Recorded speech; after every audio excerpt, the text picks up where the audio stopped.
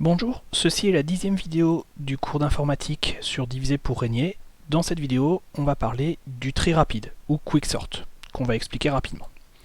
Il s'agit à nouveau d'un algorithme de tri, donc on prend en entrée une liste ou un tableau et on va vouloir renvoyer un tableau ou une liste avec les mêmes éléments dans le bon ordre, qui se base sur, cet algorithme, l'algorithme du quicksort, du tri rapide, se base sur la méthode diviser pour régner.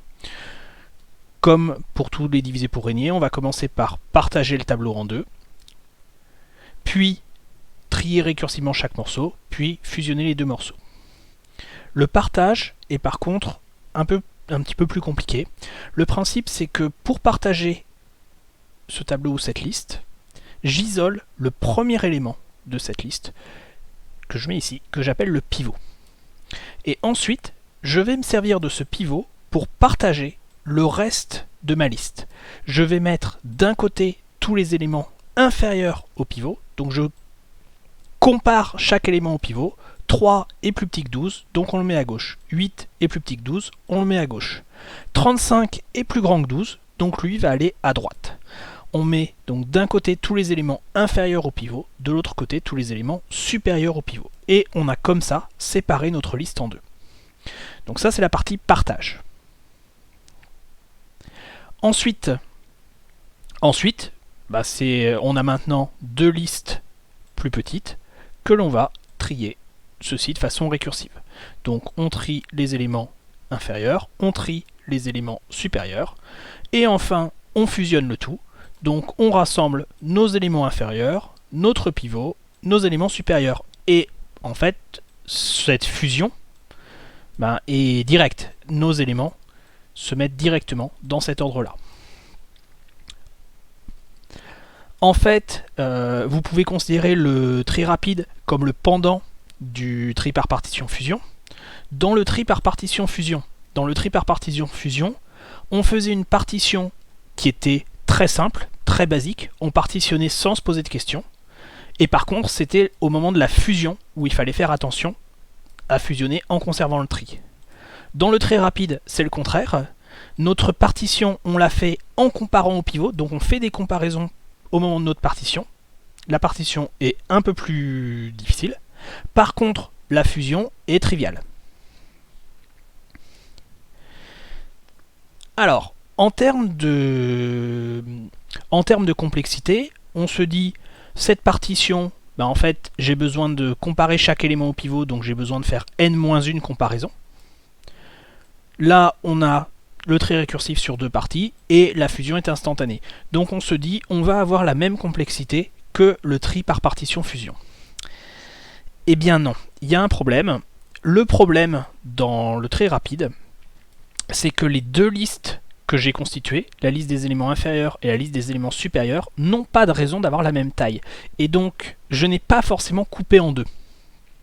Si je faisais le tri rapide en garantissant que je coupe toujours en deux parties égales à chaque fois, alors oui, j'aurai une complexité équivalente à celle du tri par partition fusion, en n log n. Mais je ne peux pas le garantir. Et donc en fait, si je suis dans le pire des cas pour le tri rapide, c'est celui où la liste que j'ai en entrée est déjà triée. Si la liste que j'ai en entrée est déjà triée, je me sers du premier élément comme pivot. Et puis, je regarde les éléments inférieurs au pivot. Il n'y en a pas, et je vais avoir tous les éléments supérieurs au pivot qui vont se retrouver ici. Donc j'ai séparé comme ça en deux, un pivot tout seul et n-1 élément. Chaque élément a dû être comparé au pivot pour être envoyé du bon côté. J'ai donc effectué n-1 comparaison. Maintenant, j'applique la partie récursive sur cette liste-là. À nouveau, j'isole le premier élément comme pivot. À nouveau, je compare chacun de ces éléments au pivot, j'ai donc n-2 comparaisons, et je me retrouve à former une seule liste d'éléments supérieurs. Et je recommence n-3 comparaisons, puis n-4, etc. Au total, j'effectue donc la somme des termes d'une suite arithmétique, nn-1 sur 2 comparaisons, c'est-à-dire un grand taux de n carré.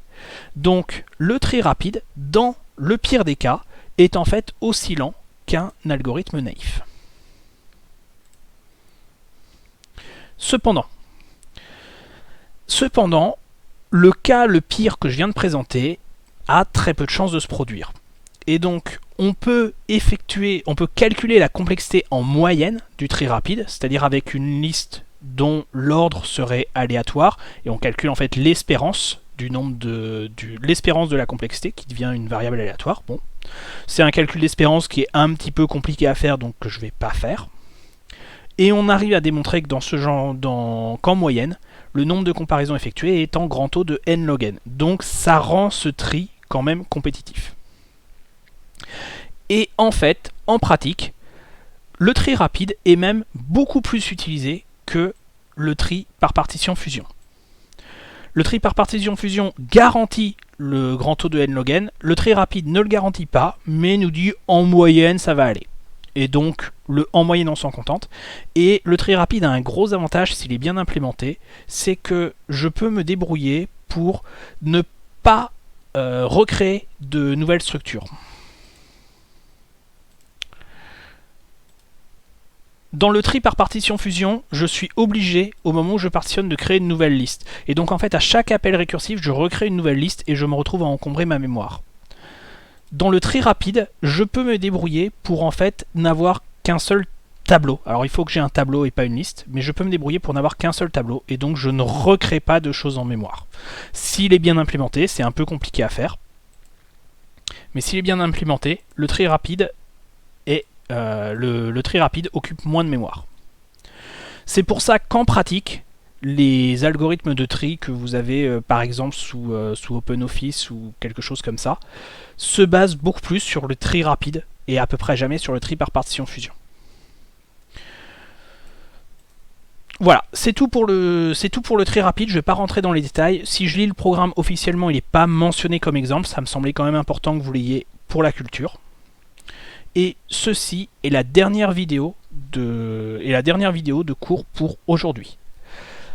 Si vous avez du temps, vous pouvez maintenant chercher les exercices de la feuille de TD. On en reparlera la semaine prochaine. Bonne semaine, au revoir.